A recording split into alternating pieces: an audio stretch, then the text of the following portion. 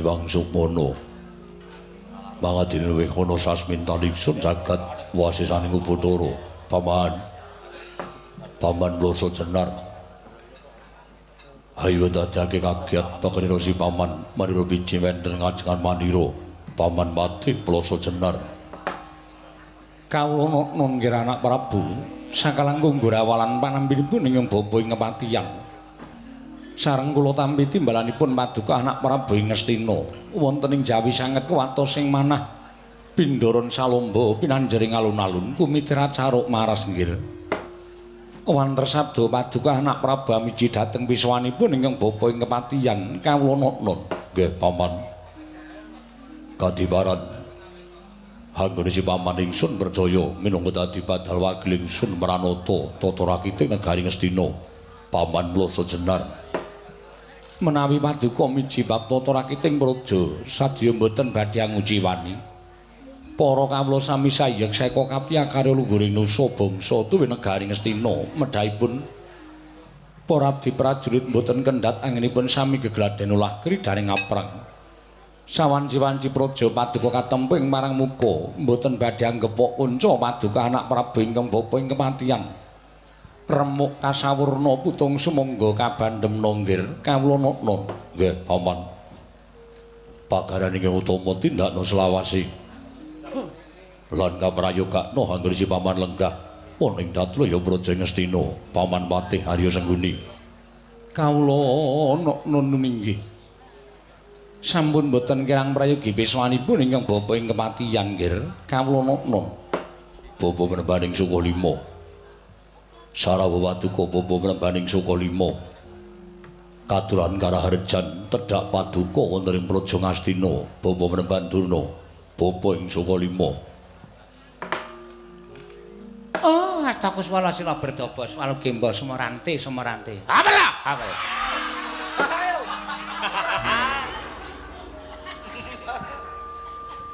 tansah pinangan ing kawidadan niring sambi kala sawanipun ing bapa ing Sukalima makya basuki sowan kula niskala nggir namung kemarin ingkang bapa ngaturaken pudhi astawanipun ingkang bapa kunjuk ngersa paduka anak Prabu ing Ngastina nggir anak Prabu Duryudana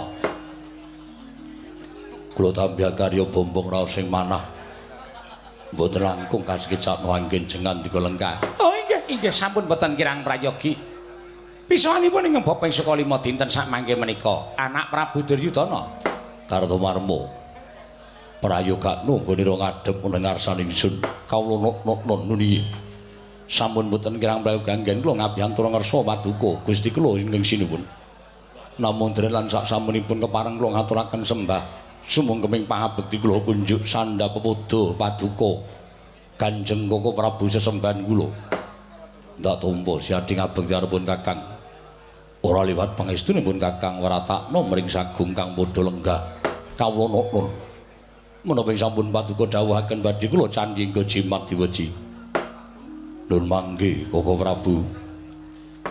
Prabu Baladewa sarawujeng andika Kanjeng Koko Prabu kula ngaturaken pasegahan panakrami kunjuk sandhapada paduka Koko Prabu sembahan kula jagat wasisaning Bathara wayah Bathara jagat Pathik Indra Jaladewaku Yai sakalangkung suka marwata suta raos sing manahipun ingkang raka ing Mandura dupi kula tampi timbalanipun Yai Prabu ing Ngastina asung pasegahan ingkang sampun paduka paringaken dhateng raka kula tampi karya bombong birawaning manah mboten langkung ingkang raka ing Mandura ngaturaken salam taklim katur ngersa paduka Yai Prabu kula pundi nggo jimat paribih dayanana ing kasantosan Koko Prabu mugi kasekecakno anggen jengandika lenggah kawula nun nuli Yai sampun boten kirang prayogi piswanipun ing raka ing Mandura dinten sak mangke menika saha sewu-sewu kalepatanipun ingkang rayi tadah wadana dene ingkang rayi dinten samangke wantun hambuyungi dhateng rawuh paduka Kanjeng Koko Prabu wonten ing praja Ngastina monggo menika sanes dinten pasewakan ingkang pendhak dinten dipun wonteni madaning Datulaya ewa semanten ingkang rayi kumalancang ngrawuhaken dhateng paduka Kanjeng Koko Prabu badhe wios sing aturipun ingkang Rayi Ngastina dinten samangke mboten lega raos sing manah menawi dereng wonten pangandikan saking Paduka Kanjeng Koko Prabu kepareng wanglubirna samudra pangaksami dhateng ingkang Rayi Ngastina Koko Prabu Baladewa jagat wasesaning Bathara Wayapura jagat Yayi nyuwun pangapunten mesinipun wiyos sing pangandika Paduka ing mekaten menika kala wau mboten satrepipun menawi kabisungsungaken dhateng Raka ing Mandura sebab jagat menika sampun dados paseksen bilih Baladewa menika minangka dados pengayomanipun para kadang-kadang kula Sata Kurawa minggahipun dhateng Paduka Yayi Prabu Duryudana mila menawi ndika Yayi Prabu nimbali dhateng Raka ing Mandura sampun ngantos ing wanci rina nadyan ing wanci ratri kakersakaken sowan kula mboten badhe suwala tertentu mastuti dhateng sabda pangandika Paduka Yayi Prabu malah dinten sakmangke sasamunipun ing Raka prapta wonten ing Daturya Praja Ngastina kaselak lan kumacelu nataling manah kula ingkang tan bangkit pinambeng bayana parigawe apa dene Yayi Prabu amboyongi dhateng sowanipun ing Raka ing Mandura Yayi kepareng ingkang Raka nedya nganglungaken jangga nilingaken karna nedya midhangetaken sabda tama lan badhe menapa ingkang karembak madaning Daturya uri kelenggan sakmangke kula nyadhong dawuh timbalan pun Paduka Yayi Prabu Ngastina Yayi Prabu Duryudana Hanjrah ingkang Puspitarum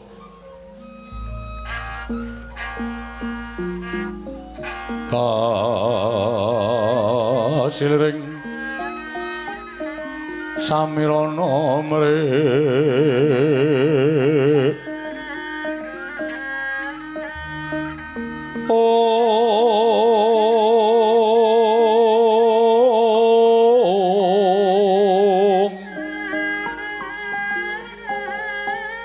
sekar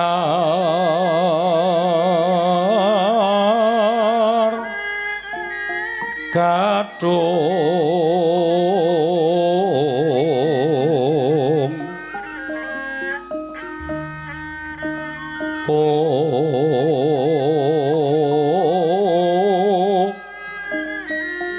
ngas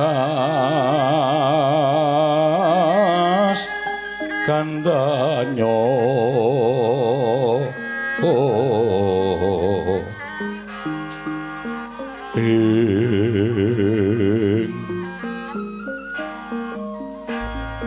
maweraras renaning driya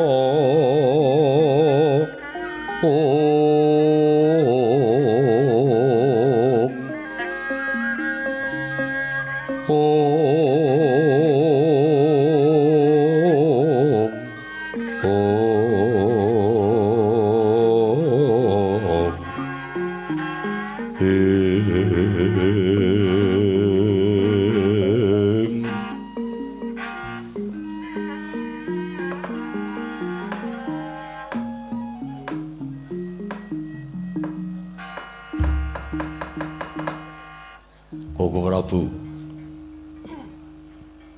madaning paemban ageng Daturya Praja Ngastina dinten samangke kula mboten badhe ngrembak babagan maju lan munduring negari Ngastina kula mboten badhe ngrembak babagan kawontenan kedaton miwasak jawining rangkah Praja Ngastina babar pisan mboten namung ingkang gumana musik ndadosaken kodheng raos sing manah kula ngrembak babagan kula warga kula inggih kula wangsa Ngastina.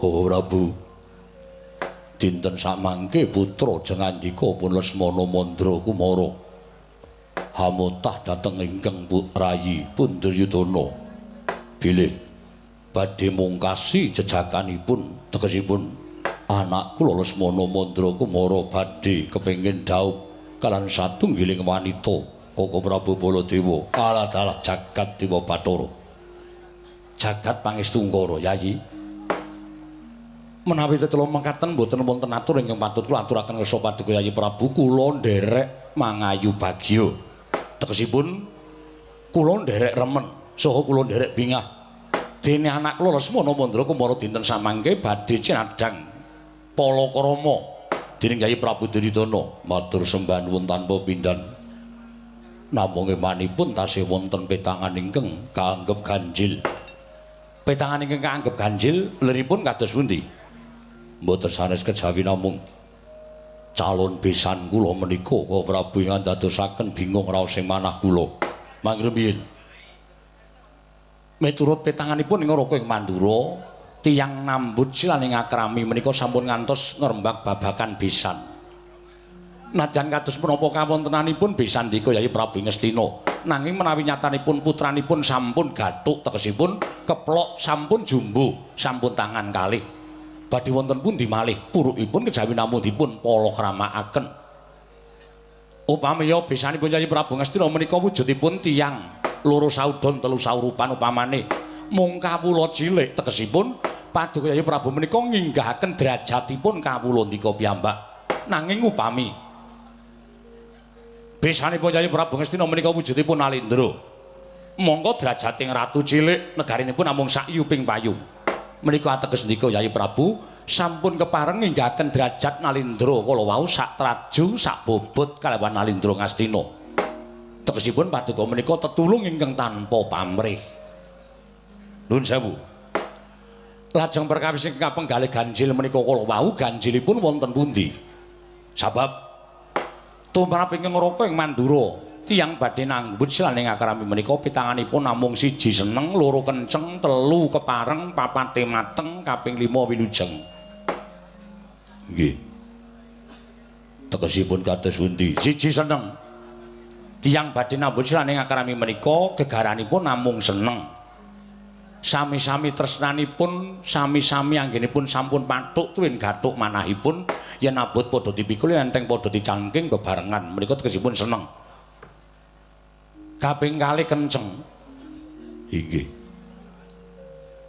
Ingkang kenceng menika manahipun, ingkang kenceng menika tekadipun. Sebab tiyang nambut silaning akrami menika mboten lajeng enak-enak kepenak lenggan sila tumpang kendangan dengkul menika babar pisan mboten. Tiyang nambut silaning akrami menika tegesipun minggah dhateng gapuraning gesang. Netepi dhateng kewajibanipun piyambak-piyambak, sing wadon bakal dadi sawijining ibu, sing kakung bakal dadi sawijining wong tuwa. Menika nggadahi kewajiban piyambak-piyambak. Monggo menawi sampun mekaten menika lampahipun boten lajeng sekeca, nanging badhe kathah bab ingkang nyandung ngrimpet dhateng lampahipun. Nanging menawi sampun kenceng tekadipun, menika teges sampun niat. Niat menika dipun tujukaken dhateng tekad, merga tekad menika poking karep. Iki. Salajengipun mateng. Mateng wonten ing mriki rembag antawisipun tiyang sepuh temanten kakung lan tiyang sepuh temanten putri menika sampun sami sarujukipun. Ingkang angka sekawan kepareng. Kepareng ing mriki tumrap ingkang Raka ing Mandura pun Baladewa tiyang nambut silaning akrami menika sami-sami ngeparengaken tegesipun antawisipun keluarga setunggal-setunggalipun sami ngeparengaken semanten ugi sanak kadang mitra kawruh tangga tepalih lan sak panunggalanipun menika sampun cak mathuk lan sampun condong. Ingkang pungkasan wilujeng mboten ketang namung sarwi ringkes kedah dipun wilujengi anut tata cara adat budaya miwah kapercayanipun ingkang dipun rasuk dening pinanganten kekalih menika kala wau. Inggih. Menawi gangsal perkawis menika sampun saged dipun petang lan sedaya saged rumajeng wonten pundi malih purukipun kejawi namung dipun palakramakaken. Matur sembah nuwun. Sedaya badhe dados petanganipun ing Rai Ngastina. Syukur Yayi. Namung semanten badhe wonten atur ingkang kula aturaken sekawit. Petanganipun inggih ganjil. Ganjilipun kados pundi? Nyuwun pangapunten. Ingkang dados weting manahipun anak kula Lesmana Mandra Kumara. Ingkang dados ingkang wanita ingkang sagah ngrubuhaken bebedeng jiwa kasatriyanipun Lesmana. Mboten putranipun Halendra miwah mboten putranipun Brahmana. Lajeng atmajanipun Panakawan abdi kinasih Ngamarta inggih menika pun anakipun Nalagaring. Yen pangapunten, menapa kula silih pamireng? Menapa kula ingkang klintu anampi sabdanipun Nyai Prabu? Mboten.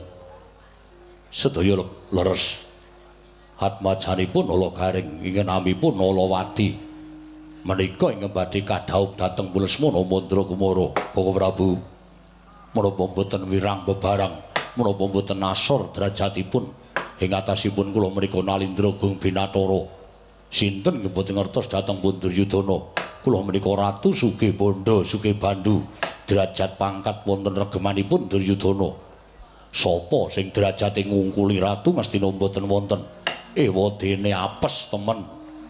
Lelampahan ingkang kula sandhang. Anak kula Lesmana Mandra Kumara jebul ming seneng karo anake Nala Gareng. Menika ingkang dadosaken bingung raos sing manah kula. Menawa inggih mangke Nala Gareng badhe jajar lenggah kaliyan ingkang rayi Ngastina, Koko Prabu. Paladalah. Mangke riyen Bawadurna. Niki kula riyen. Oh nggih. Nuwun sewu. Mesinipun pangandika paduka mekaten menika kala wau sampun kapenggalih. Nuwun sewu Yayi, mboten nampa kula menika mbelani dhateng Nala Gareng babar pisan mboten namung kula aturi ngemut-emut dhateng lelampahan ing sampun kelampah.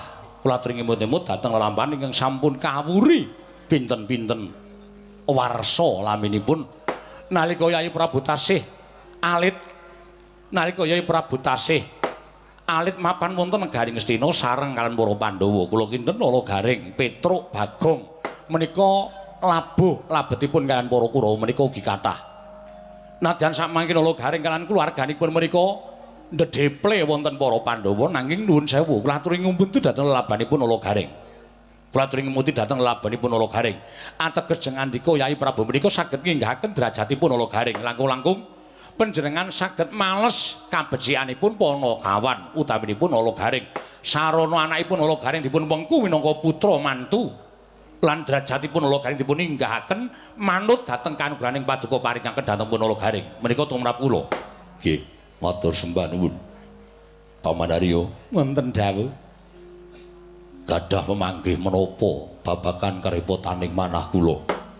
Nyuwun pangapunten nggih, kula menika nganti bingung anggen kula badhe mapanaken dhateng awak kula piyambak. Menawi kula matur paduka kedah nampi dhateng pun Nala Gareng minangka dados besan, mboten namung panjenengan, kula piyambak dadi patih Ngastina menika ugi wirang. Ugi isin. Nuwun sewu cobi to. Bab ingkang alit-alitan kemawon Nala Gareng menika arang-arang mapan wonten ing praja. Menawi ngantos Ngastina mangke lajeng kula warganipun Nala Gareng sami dhateng sedaya wonten negari Ngastina. Nala Gareng makne gedhe, makne cilik, ponakane, prunane dating delajik teng mriki. Menapa mboten mirang-mirangaken? Monggo nuwun sewu menawi dipun tonton sandanganipun rak iki mboten trep menawi mapan wonten ing kraton. Serbet dinggo sarung. Menika rok mboten pas to. Wong nyatanipun Nala Gareng menika tiyang kekirangan. Menawi ngantos mangke menika mapan wonten negari Ngastina menapa mboten lingsemi. Matur sembah nuwun Bapaduna. Wonten dawuh. Badhe wonten pangandika menapa? Oh, estunipun niat kula menika ingkang setunggal menika dipun timbali kula. Namung semanten kula kedah dados tiyang angka kalih nampi pangenjaripun paduka anak Prabu Ngastina. Miturut Bapaduna, menapa pas lan menapa trep menawi Nala Gareng dados besan kula lan anakipun Nala Gareng Nalawati dados mantu kula. Cekaos satur kula nggih, mboten pantes. Mboten trep lan mboten cocok, mboten mathuk, tuwin kula mboten rujuk. Kejawi pangenjaripun Adipati Harya Sengkuni ing ngendikaken menapa ingkang sampun dipun ngendikaken bilih kula warganipun Nala Gareng menika namung badhe jejemberi wonten negari Ngastina. Angka kalih nuwun sewu Nala Gareng mengke terus gembelo ndase. Gembelo. Tentuke mau Nala Gareng menika terus glelenge ora jamak-jamak. Dumeh dadi besaning ratu. Saestu kula mboten badhe atur dora. Watahipun Panakawan menika nek kenggonan Bandha Sithik. Wah, kemakinipun mboten jamak-jamak. Panakawan niku watahipun kaya yoga. Kenggonan Bandha Sithik nglelinge ra jamak-jamak. Diluruhi nek ora kenal banget kowe ora gelem mengo. Panganan sing ora enak ora gelem mangan. Nek ora semangka ora. Nggih. Inggih Kakang Perembah. Nggih. Mila Nala Gareng menika menangke ngantos minggah derajatipun dados besanipun Prabu Duryudana. Wah, lah sampun jagat menika kados dipun emperi dening Nala Gareng. Saestu. Kula mboten badhe matur durung, Nger. Langkung-langkung Nalawati. Langkrimen to? Nalawati niku rupane kaya ngapa? Lah kok dadi Lesmana kok gandrung karo Nalawati? Lho, nek dijumbuhke karo bapakne ra ora mantra-mantra Nalawati niku bakal dadi Cahayu to. Bapakne we mripate kera, sikile becik, tangane cekot. Mangka ya bapakne wong ora duwe. Apa Nalawati iso macak, iso tuku pupur, iso tuku benges, iso tuku alis. Wong bapakne mangan sedina ping 3 ora mesti. Menika lho, Ger, kula aturi menggalih. Panjenengan mangke menawi ndadosaken Nala Gareng menika besan putranipun Nala Gareng dados putra mantu menika namung beborosi, banyak pengeluaran. Ngaten? Tan Wurunga namung dados tanggunganipun anak Prabu Duryudana. Nala Gareng butuh apa-apa ya ming sambat karo besane. Nalawati butuh apa-apa ya mung sambat karo para tuane. Lho menika lho dipun penggalih. Dipun penggalih. Terus mangke langkung-langkung prawi ngantos Nala Gareng menika ngedalaken panguwasipun dumeh dadi besan Ratu Ngastina. Terus rumasane duwe panguwasa. Petruk diparingi panguwasa. Bagong diparingi panguwasa. Bludas-bludus nang negara Ngastina. Sakarepe dhewe. Bagong nek dicegat ngakune adine besane Prabu Duryudana. Lho sinten prajurit sing wantun nyegat dhateng pun Bagong? Sinten prajurit ingkang wantun menging dhateng pun Petruk? Menika kedadipun penggalih lho, kedadipun penggalih. Tan Wurung mangke panjenengan ugi namung badhe dipun suwuni pambiyantu bab omahipun Nala Gareng kedadipun bangun lan sak piturutipun.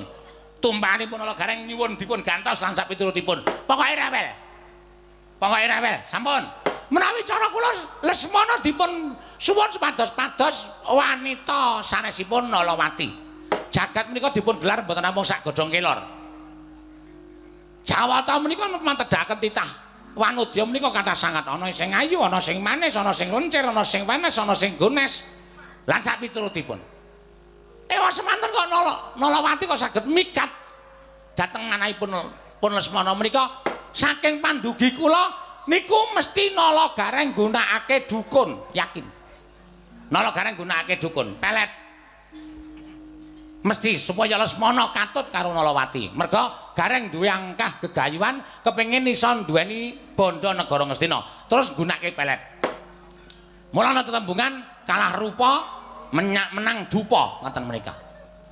Bawaduna. Wonten dawuh. Nuwun sewu, sampeyan niku jane wong tuwa apa bocah? Lho, wong tuwa, bocah semene nek entek-entekke kotang. Lho. Sampeyan niku ngawur banget kok. Neng kraton kok omongane sapenake dhewe. Lah jenenge napa? Apa kan jenengi tampah ora mungkin to? Nggih. Nek wong tuwa mestine sampeyan niku kudune iso mikir. Saged ya, saged. Ning kena ngapa? Nuwun sewu.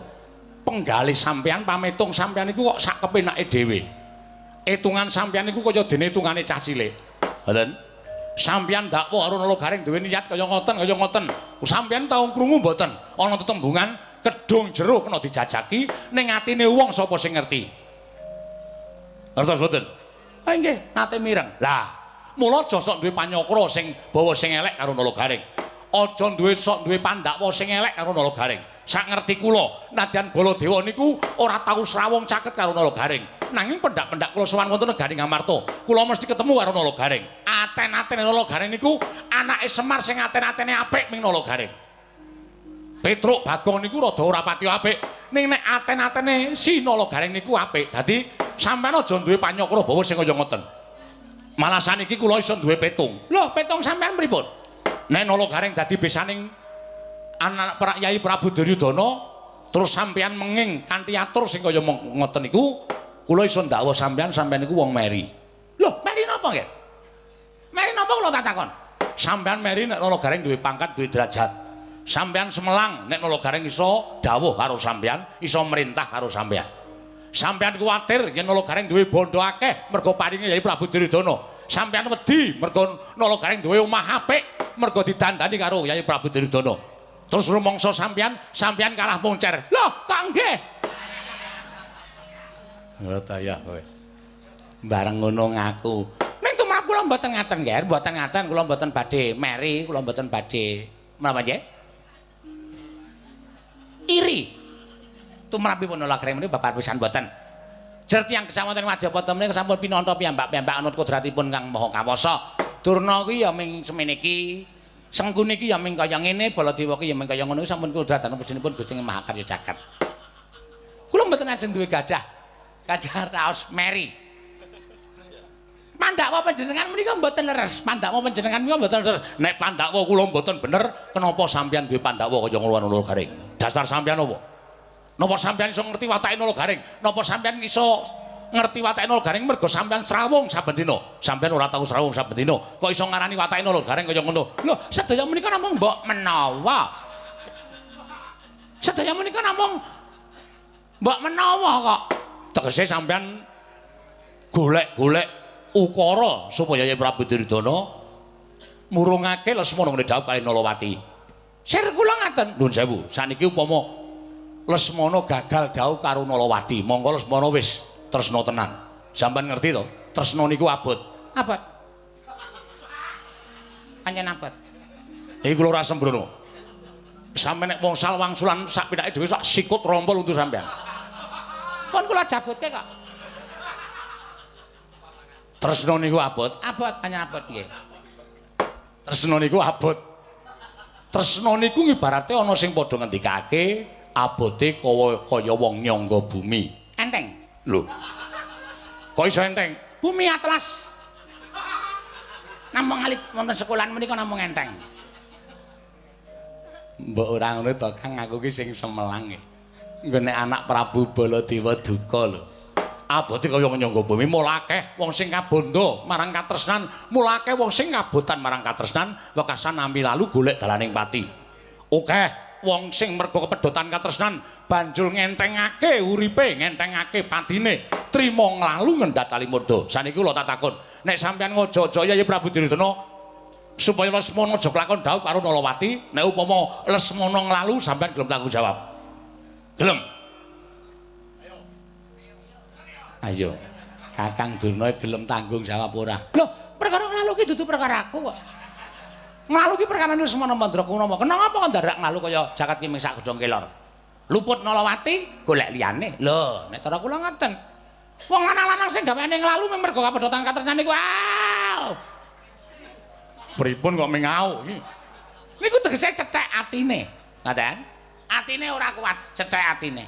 Wong lanang sing gaweane nglalu nek dipedhot katresnane niku wong sing lanang sing ringkih. Wong lanang sing gaweane minggat ning dunya nek sing wedok ringkih. Apa kowe? Amin dunya nek sing wedok kok minggat.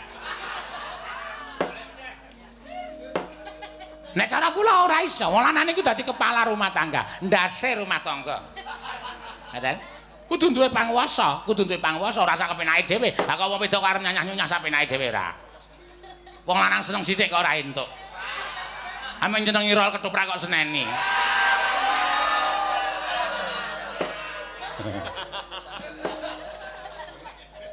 Sing jeneng seneng ki ora kudu kepiye-piye to, wis seneng dienggo seripit.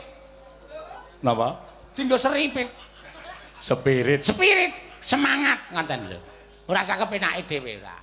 Ming ngono kok cemburu.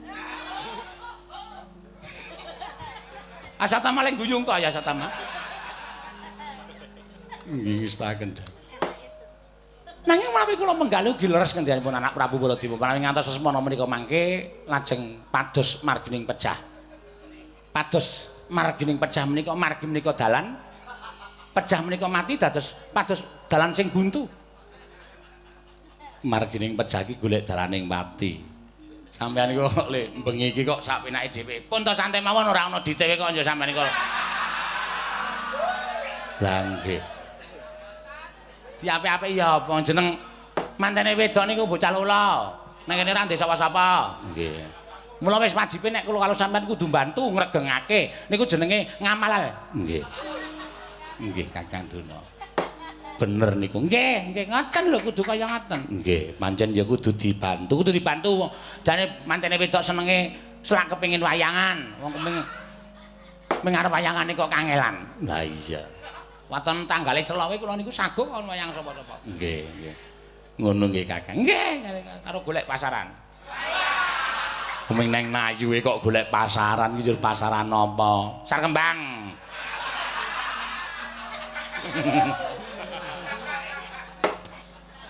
Rumas aku kok sampean aja gayeng-gayeng engke nek sik genti bar gara-gara don lho.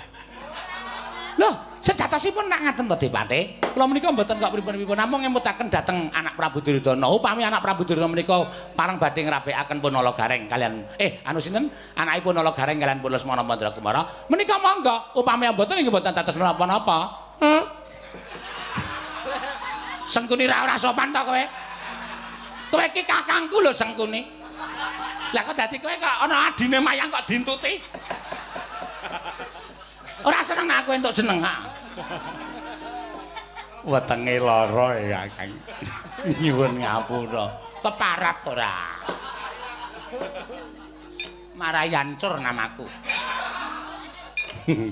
Lah nggih. Koko Prabu wonten dawuh saenipun kados pundi? Lesmana dipun timbali mawon menawi Lesmana menika mangke mantep.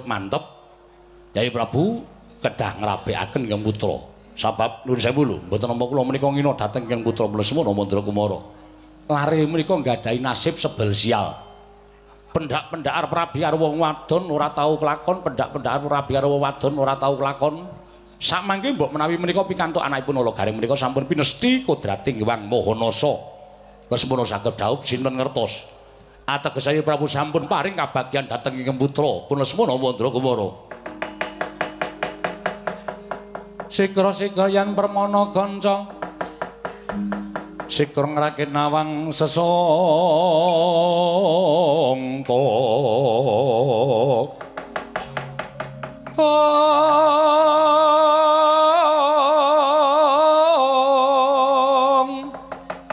nalindra mbek marwa sing sang mangyat kordha kata kaping irika sang pinarwasa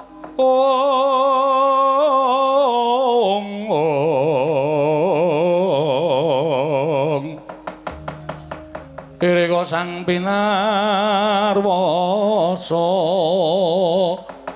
ing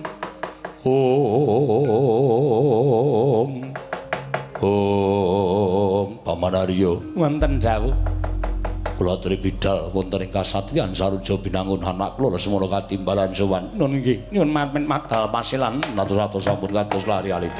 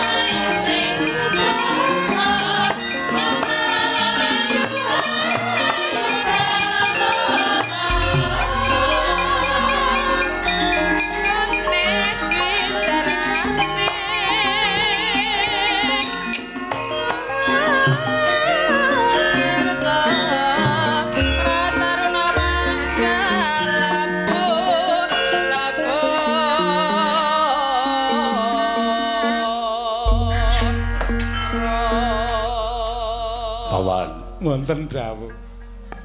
Anak kula sowan kok keblandang mriku. Menggok malih mriku. Kula sampun ngelekke lho, Nger. Nek sowan Kang Rama iki rasa nganggo sepatu roda.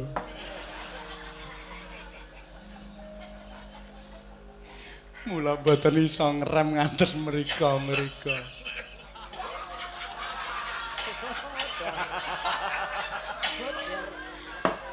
Ya wis bocah saiki iki ndi-ndi mesti nganggo Spiderman, Sekibot. sekibot. Niki sepatu roda. Nona met pasang Kalimantabe tinebe Arataya. Manguculi mawon. Ampun niki kendaraan kula.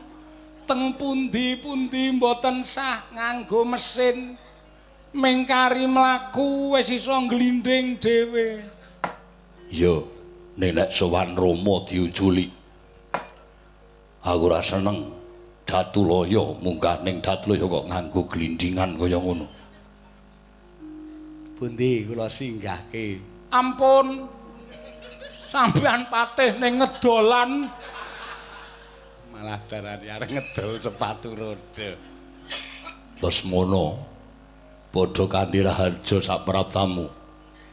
Pangestunipun Rama Duryudana niring Sambikala cinaketna kanugraning Jawata. Kepareng kula ngaturaken sembah sumungkeming pangabekti kula kunjuk sandha pepada paduka Kanjeng Rama Duryudana. Yo tak tampa. Pangestuku Tambanana.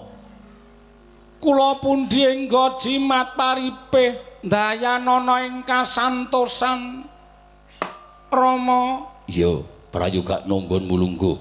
Sampun boten kirang prayogi. Sentre niku nggih boten sah disengkelit. Anak ratu kok nggawa senter nang endi-endi. Nggih, golek kodhok. Oh, nggih, nggih. Ajeng ki napa to, Nggir? Kula teng kasatriyan rak ngingu sawer. Welah kok medeni mingula. Nggih. Panganane kodhok. Oh. Eyang kersa. Oh, mboten, mboten. Mboten. Mboten sampun. Wilujeng rawuhipun pangestunipun Eyang Patih niring Sambikala bekti kula konjo Eyang Patih Sengkuni. Nggih kula tampi. Pangestunipun tiyang sepuh kula aturi nampi nggih, Nggir. Kula pundi engga jimat paripih. Lesmana Padhararja sapraptamu. Wa Mandura wa Prabu bekti kula konjo. Yo tak tampa. Pangestuku Tambanana. Nggih. Pun mantun le ambeyen. Lho. Amben sing kena penyakit amben sapa? Ora ana wong kena penyakit amben. Lah wong asmane Prabu Baledawa. Baladewa. Baladewa nding. Lesmana. Nun Rama. Aja sembrono karo wong tuwa. Isin-isinke karo bapakmu. Lah wong nyata Baladewa ora boleh dawa. Oh nggih, nggih. Iki aku mesti ya kena meneh iki ning ora apa-apa wis.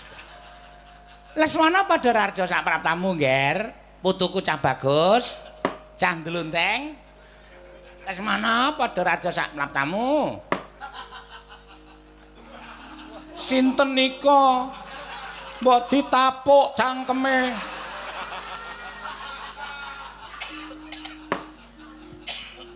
Kaya Satama, Lesmana. Satama wis ben mengke wae. Bar ngombe pil wong edan.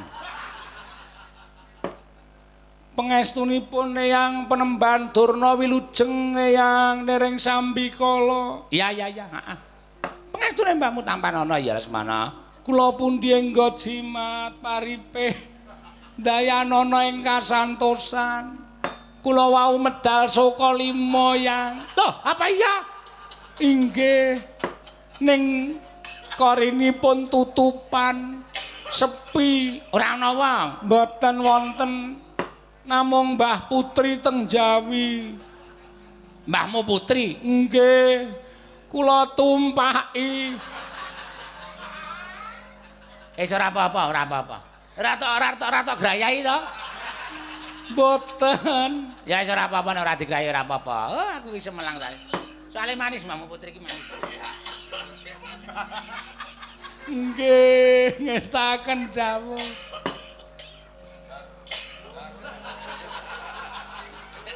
mbok dombeni obat wis ben Kurawa kuwi pirang-pirang kelakuane ciri getheke pirang-pirang eneng sing nek guyu watuk eneng sing ora ana apa-apa guyu pokoke werna-werna nggih kula sengit suwe-suwe kalih Kurawa ya wis ora apa-apa ora apa-apa anggepe kula niki dagelan po kula niku anak ratue anaking Prabu Duryudana Ratu Gong Binathara jagat sapa sing ora tepung karo Prabu Duryudana kok anggere kula omong digeguyu ndase atos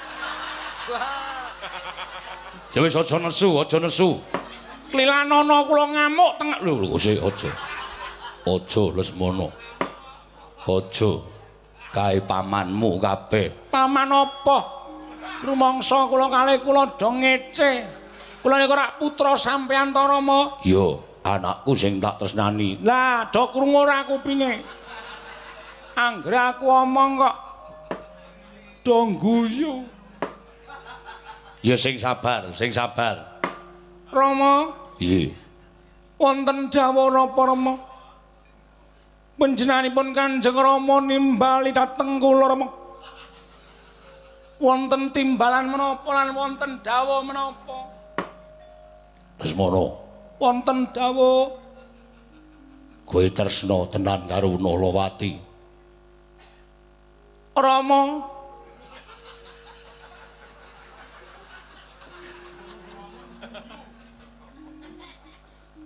tak bandem sepatu roda ndasmu weh sabar mangklake kabedhao dada kula kapendheta manah kula mboten wonten ingkang cumantel wonten telenging ati kejawi namung Nalawati Rama lahir batin lahir batos menapa kok rembug Nalawati mergo iki mau dadi rembugan ana ing jroning Datulaya badhe ngrabekaken kula iya Lesmana estu Rama iya tenan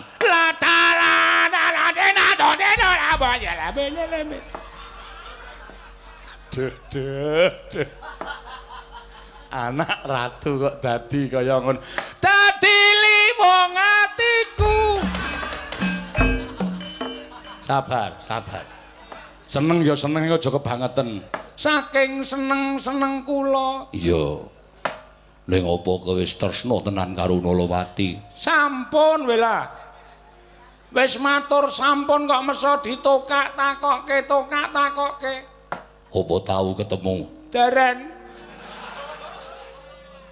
la iso kowe ngandhake nek Nalawati tresna karo kowe piye ngimpi nggih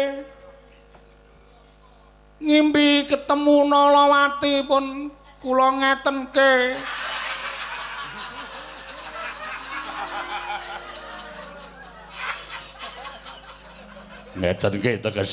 tegese niku salaman ampun duwe panyakra apa salaman kok jempole dislempitke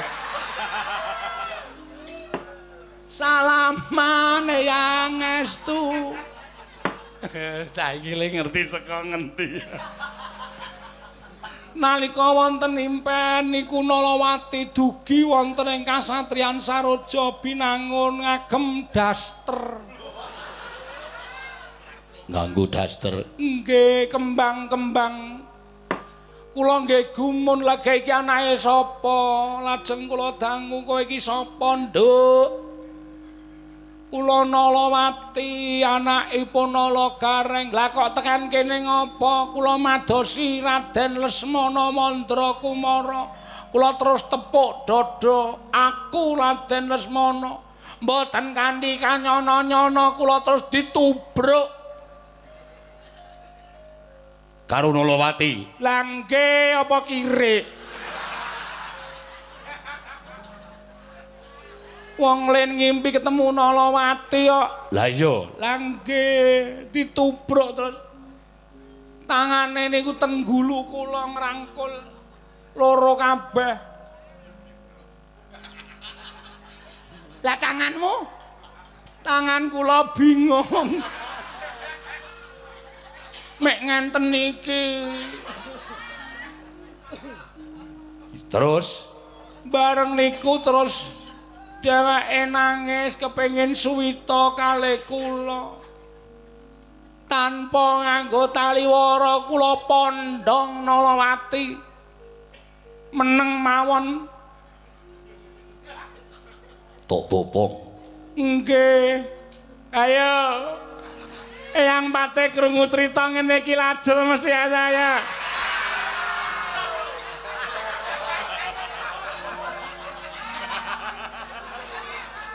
Temu ti, Dik? Benake.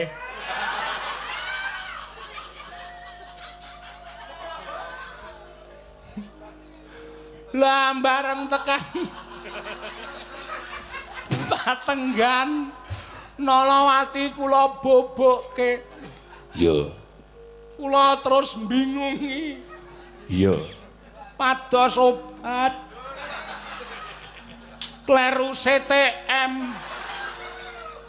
Bareng kula melu ngletak teng jejere malah terus turu.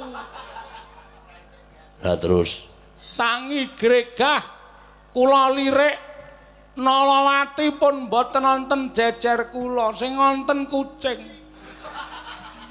Kucing kula candhak kula banting jarene wong tuwa nek ngimpi rong tutuk bantale ken malik. bantal mbok walik. Kula walik Iso ngimpi. tinggine mubal. Tinggi coro cathak. Werna-werna. Iya. Geton kula tanpa upama Rama. Ning kula nggih pun tau kirim layang. Nawala kanggo sapa? Kangge Nalawati. Ning sajake alamate kleru. Apa dibales? Nggih. Dugi nggen kula niku tulisane yang dimaksud Bapak itu pesan apa? Ngoten. Aduh, berarti kleru tenggen Katring. Kaya aneh-aneh wae. Rama, Iya. menawi jenengan ndika Rama kersa ngrabekaken dhateng kula Rama, ateges Rama badhe ndedawa umur kula niki wau pun kula tetepke nek nganti sok rebo Rama mboten ngrabekke kula mangrawuh teng kasatriyan Saraja Binangun teng usuk pendhapa pun kula taleni dadung tak nggih siap-siap gantung kula pun tuku obat pel badhe kagem napa ajeng kula ombe kula arep nglalu nek pancen Rama ora ngeparengake kula dhaup kalih Nalawati Rama. Sering Astina Maha Prabu Duryudana alon ngandika dohari ning sun Werkudara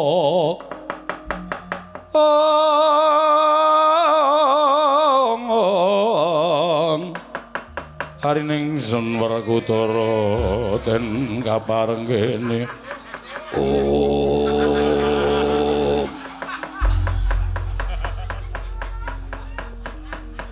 Koko Prabu kados pundi?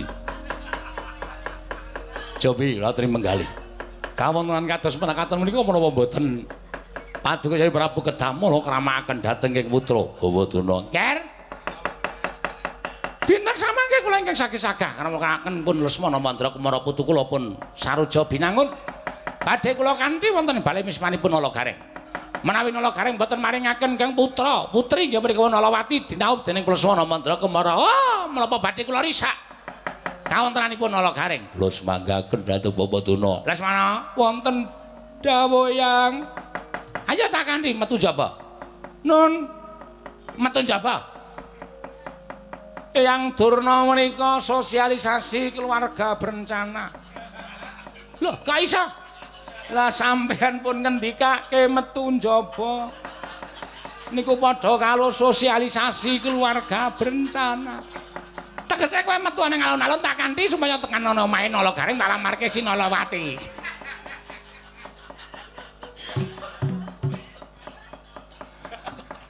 Ayo tak kanthi metu njaba. Suami Rama kula nyuwun pamit. Sing ati-ati aja kaya bocah cilik. Eyang Pate dawil kasut. Jan bocah kok kaya ngene lho.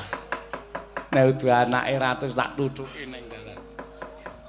Lho Rama kula ajeng ditutuki mboten kok mboten nggih. Bocah kok baguse kaya ngono. Kula nyuwun pamit Eyang. Nggih ngatos-atos. Matur sembah nuwun. Lah ngendika sae gene ya iso. Lah iso wae. Wong Prabu Mandura kula nyuwun pamit. Sing ati-ati aja kaya bocah cilik. Nun nggih, Rom. Rom sapa? Rama kula nyuwun pamit. Sing ati-ati aja kaya bocah cilik. Sembah sewu nuwun. Eyang Durna, piye Ngger putuku cah bagus? Medal Jawi monggo kula dipun dandosi cara pinanganten. Ayo tak dandani cara pinanganten. Nek Gareng ora meleki anake, apa kelakon ora Gareng tak usase. Tak gawe sungsang bawono balik omahe Nalagareng. Mbroke. Anake colong go mulih. Nggih, pokoke digawe kasar mawon. Bapak durung nganggo tepo-tepo, nganggo duka-duka. Sapa sing muni iki mau? Lho, kula. Oh, lho kinten nek Dipati Harya Sengkuni. Yen ngapunten Gareng nggih ngestakaken dawuh. Monggo Gareng kula dherekaken. Monggo Yang kula mau nyuwun pamit. Sing ati-ati aja kaya bocah cilik.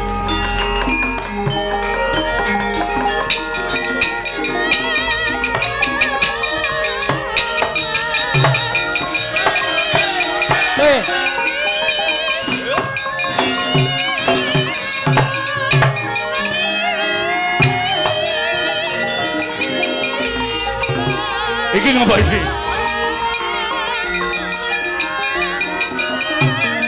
Teman Radarana.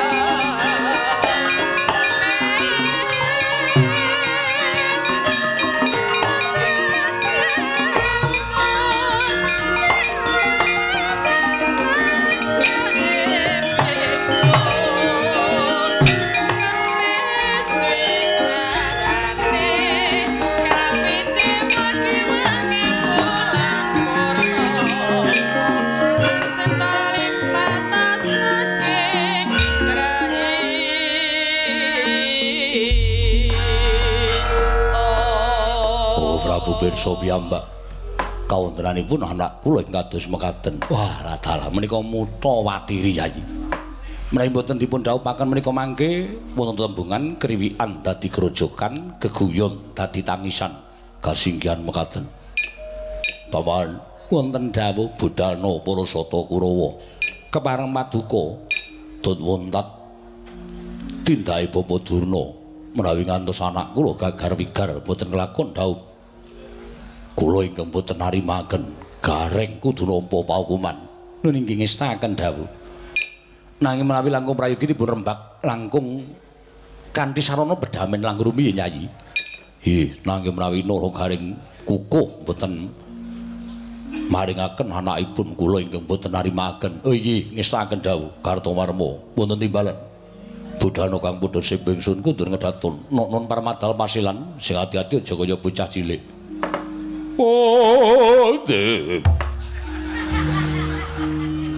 kaya wis purna gatining pananggilan sanutra kundur ngedatun jeluk saking dampar kencana kinamit gambaran gading kadhiraken sangganing para mban ceti manggung tanggung Joko paloro-loro katingal saking Mandrawa kaya temanten binayang bayang kari